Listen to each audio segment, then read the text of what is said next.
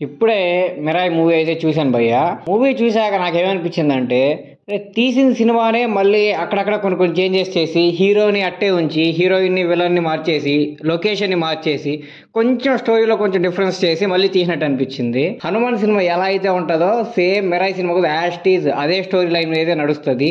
Same అక్కడ కూడా villain ఏం చేస్తాడంటే అన్ని శక్తులు కావాలనుకుంటాడు. ఎక్కడ కూడా విలన్ అన్ని శక్తులు కావాలనుకుంటాడు. దాన్ని అక్కడ హీరో ఆపుతాడు, ఇక్కడ హీరో ఆపుతాడు. అక్కడ క్లైమాక్స్‌లో దేవుడిని పెట్టాడు, ఇక్కడ క్లైమాక్స్‌లో దేవుడిని పెట్టాడు. ఇలా సేమ్ పాయింట్ మీద సినిమా అంతా నడుస్తూ ఉంటుంది. నాకు సినిమా చూసాక అంత గొప్పగా ఏమనిపించలేదు. యావరేజ్ మూవీయే.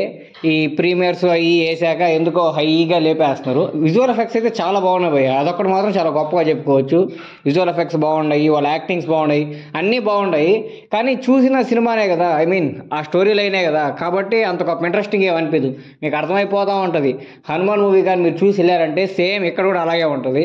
అక్కడ కూడా మీకు కామెడీ తెప్పించేది గెటప్ సీను గారే, ఎక్కడ కూడా మీకు కామెడీ తెప్పించేది గెటప్ సీను గారే. గెటప్ సీను గారు అయితే అక్కడే బాగా యాక్ట్ చేశారు. 'హనుమాన్'లో, 'మిరాయ్'లో కూడా అయితే చాలా బాగా అయితే యాక్ట్ చేశారు. ఇంకా మెయిన్గా మనోజ్ అన్న గారు యాక్టింగ్ భయ్య. మనోజ్ అన్న గారు యాక్టింగ్ నాకు అంత ఇంపాక్ట్ఫుల్గా అయితే ఏమనిపించలేదు. అంటే అంత క్రూయల్నెస్, అంత క్రుయాలిటీ అంతా ఏం కనపడలా. ఈ విలన్కి ఇంకా చాలా హై ఇచ్చి ఉండొచ్చు, కానీ డైరెక్టర్ గారు ఎందుకో అంత హై ఎలిమెంట్స్ అయితే యాడ్ చేయలేదు.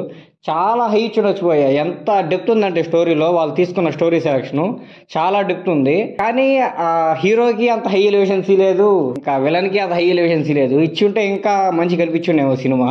ఇంకా దీంట్లో పెద్ద పెద్ద క్యాస్ట్ శ్రేయ గారు, జగత్ బాబు గారు వీళ్ళనంతా తీసుకున్నారు. నాకెందుకో వాళ్ళకి ఇచ్చిన రోల్కి న్యాయం చేయనైతే అనిపించలేదు.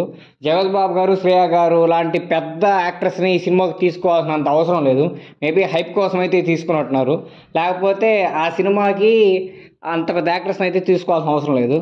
ఇంకా మనోజ్ గారి చిన్నప్పుడు క్యారెక్టర్ ఒక అబ్బాయి అయితే యాక్ట్ చేస్తాడు భయ్య. సలార్లో కూడా యాక్ట్ చేశాడు కదా ఆ అబ్బాయి అనమాట.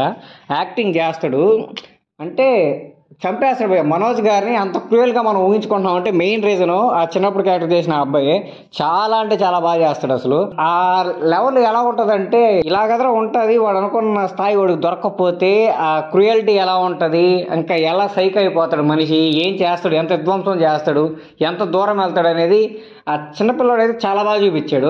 కానీ మనోజ్ గారికి వచ్చినప్పటికి ఏమైందంటే ఆల్రెడీ చిన్నపిల్లడు అప్పుడే చూపించేసాం కదా, మనోజ్ గారి ద్వారా చూపించాల్సిన అవసరం అంత ఉండకపోవచ్చు అని చెప్పి డైరెక్ట్ అనుకున్నాడు ఏమో. కానీ మనోజ్ గారి దగ్గర నుంచి అదైతే డెలివర్ కాలేదు. ఇక తేజ సజ్జా గారు అంటారు యాస్టీజ్ నార్మల్గా చేసుకుంటూ పోతూ ఉంటారు. ఇంకా క్లైమాక్స్లో జెయ్యి అని ఒకసారిగా లేపని ట్రై చేస్తారు. అక్కడ ఏంటంటే 'హనుమాన్' గారి ఎఫెక్ట్ ఎందుకో వర్కౌట్ అయింది.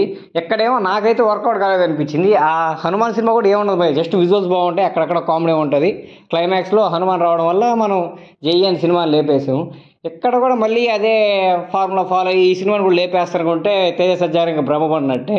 తేజ సజ్జా గారు ఇంకా మిగతా ఈ ఫార్మేట్ వదిలేసి ఒక మంచి మూవీ చేస్తే బాగుందైతే నా ఉద్దేశం. మీరు చూడాలనుకుంటే మూవీ థియేటర్స్కి వెళ్ళి అయితే చూడండి.